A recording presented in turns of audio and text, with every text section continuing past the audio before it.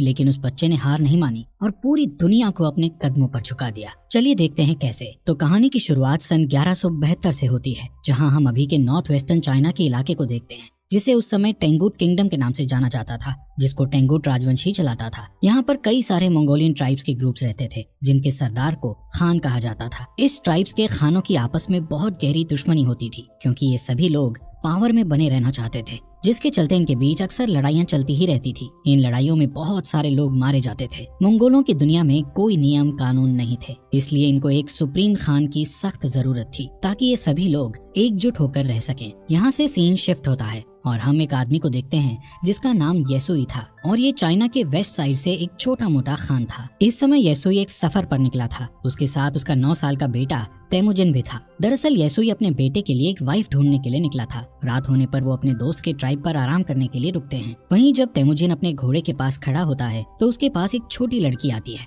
जिसका नाम बोटे था। वो उससे उसका नाम पूछती है और कहती है कि तुम यहाँ क्यों आए हो, जिस पर तेमुजिन उसे अपना नाम बताकर कहता है कि वो अपने फादर के साथ उसके लिए एक वाइफ ढूंढने के लिए आया है। तभी बोटे उससे कहती है कि तुम्हें मुझसे ही शादी करनी चाहिए। इतना कहते हुए वो वहाँ से चली जाती है। रात में जब तेमुजिन अपने फादर के पास बैठा होता है तो उसके फादर उसे कहते हैं कि मुझे तुम्हारे लिए एक ऐसी वाइफ चाहिए जो सबसे ताकतवर समुदाय से हो। तभी तेमुजिन अपने फादर से कहता है कि मैं खुद ही अपने लिए लड़की चूज करूंगा। तेमुजिन की जिद के बाद उसके फादर उसे अपने दोस्त की ट्राइब से किसी एक लड़की को चुनने की इजाजत दे देते हैं। अब सुबह होते ही तेमुजिन के फादर उस ट्राइब की सभी लड़कियों को लाइन में खड़ा करके उनके पैरों को गौर से देखते हैं, क्योंकि उनका मानना था कि एक स्ट्रॉन्ग लेग्स वाली लड़की ही अपने पति को खुश रख पाती है। इसके बाद तेमुजिन एक एक लड़की को देखता जाता है और लास्ट में वो बोटे को अपनी पत्नी चुनता है और उन दोनों की शादी हो जाती है। लेकिन शादी होने के बाद भी वो दोनों आने वाले 5 साल तक एक साथ नहीं रह सकते थे, क्योंकि ये उनकी ट्राइब्स का नियम था। अब तेमुजिन और उसके फादर का यहाँ से जाने का समय हो जाता है, लेकिन जाने से पहले तेमुजिन बोटे को एक नेकलेस गिफ्ट करता हुआ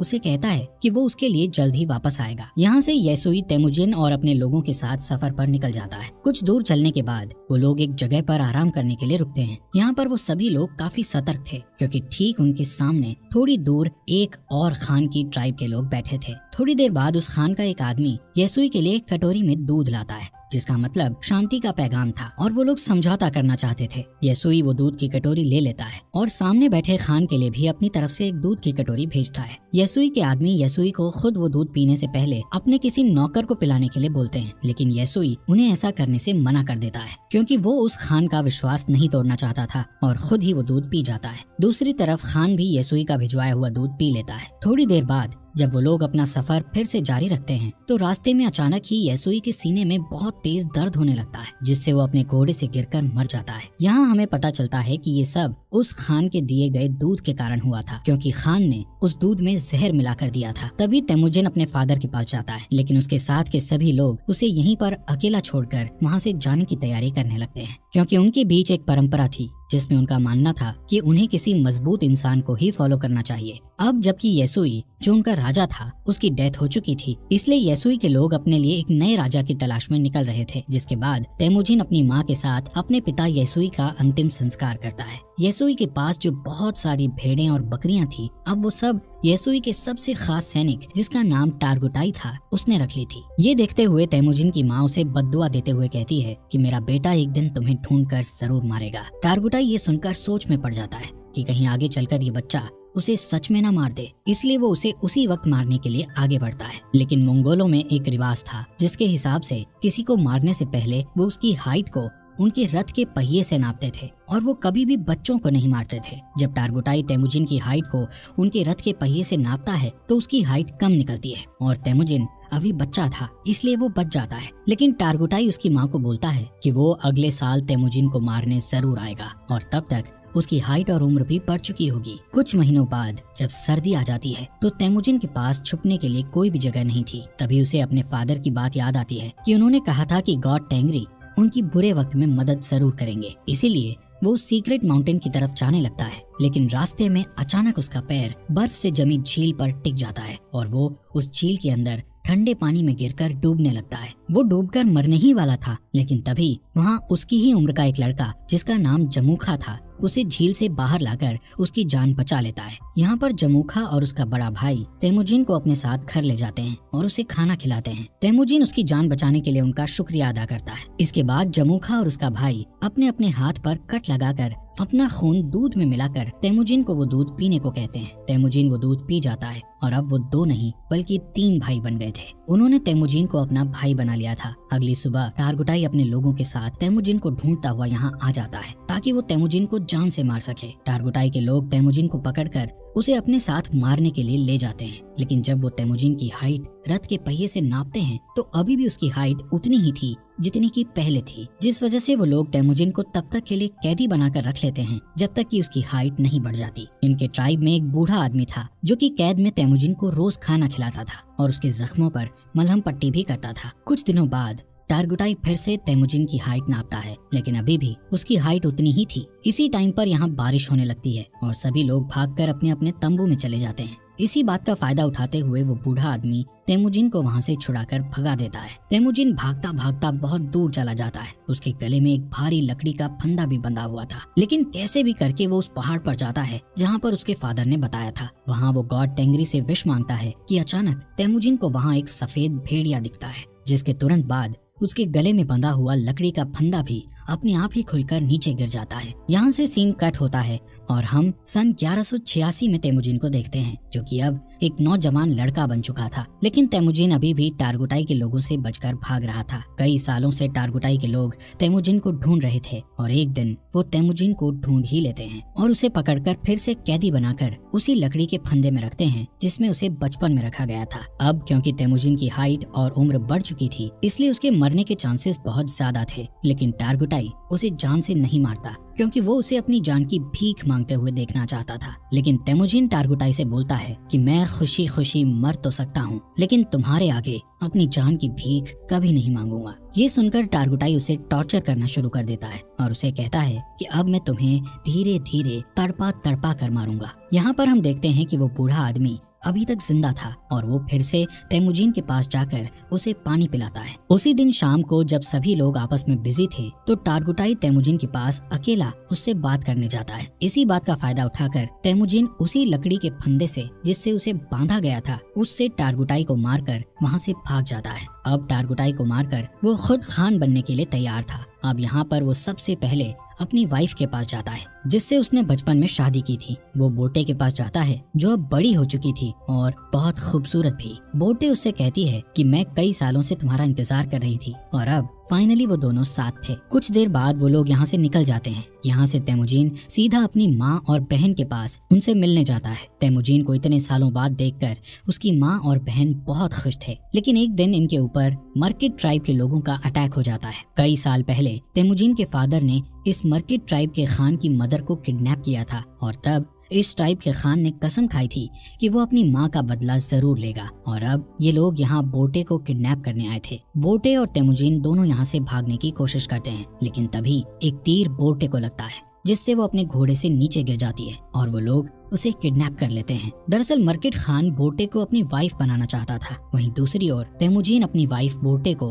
वापस लाना चाहता था, जिसके लिए वो अकेला काफी नहीं था। इसलिए वो मदद के लिए अपने पुराने भाई जमूखा के पास जाता है। यहाँ जमूखा भी एक ट्राइब का खान था जो कि बहुत पावरफुल ट्राइब थी। जमूखा तेमुजिन की मदद करने के लिए तैयार था, लेकिन लड़ाई के लिए वो तेमुजिन को 1 साल का इंतजार करने के लिए कहता है क्योंकि उसे बाकी ट्राइब्स पर अटैक करके उन्हें अपने अंडर लेना था। समय के साथ साथ 1 साल भी बीत जाता है और वो वक्त आ जाता है जब वो दोनों भाई मिलकर अपनी सेना लेकर मर्किट ट्राइब पर अटैक करते हैं। लड़ाई में वो सभी लोगों मर्किट ट्राइब के खान और उसकी सेना को मारकर उनका जरूरी सामान अपने साथ उठा लेते हैं। वहीं एक टेंट में बोटे बैठी थी जो कि प्रेग्नेंट थी। इसके बावजूद भी तेमुजिन उसे अपना लेता है। उसी रात ये लोग अपनी जीत का जश्न मनाते हैं और तेमुजिन के साथ और भी कई लोग जुड़ जाते हैं जो उसे वहाँ मिले सामान को सभी में बांटने के लिए कहते हैं, जिसमें से तेमुजिन सिर्फ 10% सामान ही अपने पास रखता है और बाकी 90% वहाँ के लोगों में बांट देता है। तेमुजिन उन मरे हुए लोगों के परिवारों को भी कुछ सामान देता है जिन्होंने लड़ाई में अपनी जान गंवाई थी।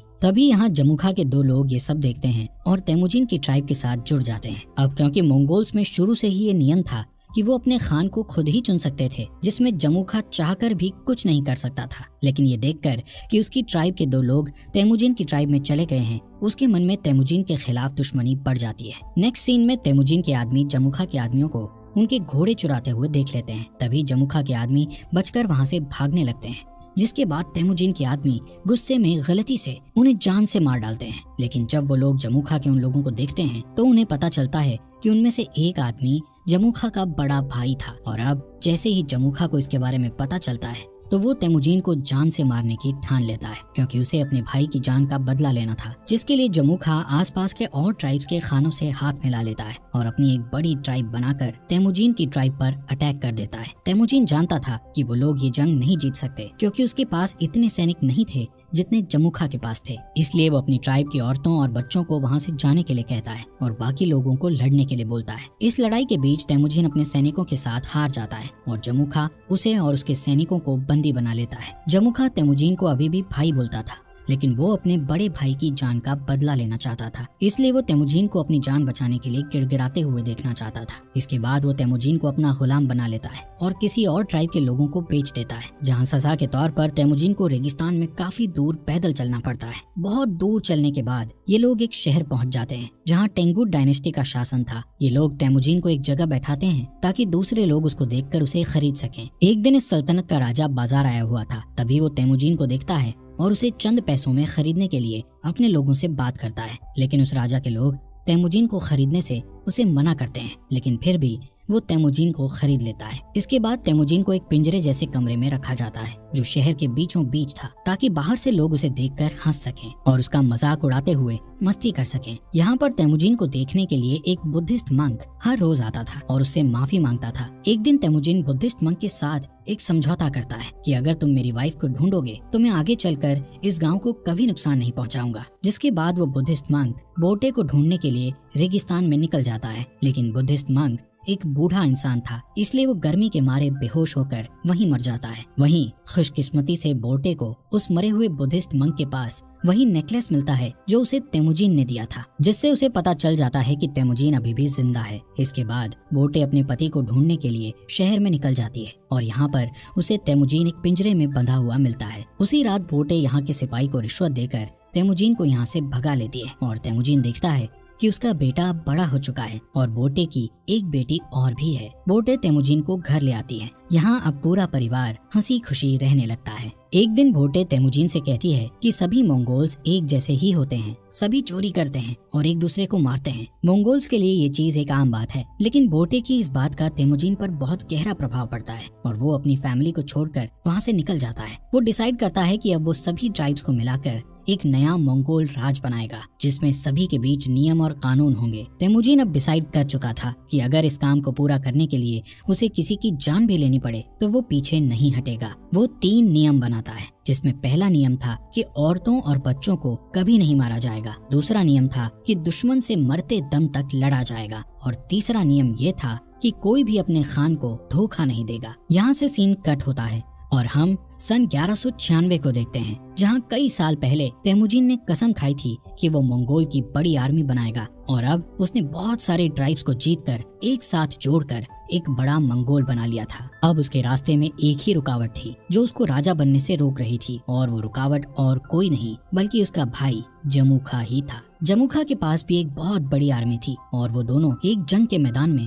अपनी पूरी आर्मी लेकर लड़ाई के लिए तैयार थे। यहाँ पर तेमुजिन जमुखा को उसका भाई होने के नाते उसके साथ जंग करने की बजाय उसको समझाना चाहता था, लेकिन जमुखा जल्दबाजी में बिना कुछ सोचे समझे अपने बहुत सारे सैनिकों को लड़ाई के लिए भेज देता है, जिसके नतीजे में उसके सभी सैनिक मारे जाते हैं। कई घंटों तक लड़ने के बाद तेमुजिन आखिरकार उससे जीत जाता है और जमुखा के साथ उसके कई सारे आदमियों को जिंदा कैद कर लेता है। तेमुजिन जमुखा के बचे हुए सिपाहियों को मारने के बजाय उन्हें अपनी आर्मी में शामिल कर लेता है। यहाँ पर तेमुजिन जमुखा की ट्राइब में उसी बूढ़े आदमी को देखता है जिसने तेमुजिन की मदद की थी। तेमुजिन उस बूढ़े आदमी को अपनी ट्राइब का एडवाइजर बना देता है। रात को तेमुजिन जमुखा के पास आकर बैठता है और उसे कहता है कि भाई, ये जो अपना अपना राज बड़ा करने का लालच है, ये आज उन्हें जिंदगी के ऐसे मोड़ पर ले आया है कि उन्हें अब एक दूसरे की जान लेनी पड़ रही है। जमुखा तेमुजिन से कहता है कि अगर मैं तुम्हारी जगह पर होता तो मैं अपने दुश्मन के सभी सिपाहियों को मार गिराता। दोस्तों, इस बात से हमें ये पता चलता है कि तेमुजिन और जमुखा की सोच कितनी अलग थी। इस बातचीत के बाद तैमुजीन अपने भाई जमुखा को माफ कर देता है और उसे यहाँ से जाने के लिए कहता है। इसके बाद हम बोर्टे को देखते हैं जो तैमुजीन के पास आई हुई थी। तैमुजीन बोर्टे और अपने बच्चों को देखकर बहुत खुश होता है। यहाँ से सीन शिफ्ट होता है और हम सन 1206 में तैमुजीन को देखते हैं जो इस समय सारे मंगोल्स का खान बन गया था, जिसका नाम गेंगीज खान पड़ गया था और उसे एक और नाम से भी जाना जाने लगा था जो कि था चंगेज खान। इसके बाद उसने पूरे के पूरे टेंगुट साम्राज्य का खात्मा कर दिया था और एक नए सिरे से साम्राज्य की स्थापना की। उसने मोनेस्ट्री शहर को उस मंक की आखिरी इच्छा समझकर छोड़ दिया, क्योंकि उस मंक ने तैमुजीन से कहा था कि अगर मैं तुम्हारी पत्नी को ढूंढकर तुम्हारे बारे में बता दूं तो तुम इस मोनेस्ट्री शहर को तबाह नहीं करोगे। और आगे चलकर ये मोनेस्ट्री शहर मंगोल साम्राज्य का फाउंडर बना।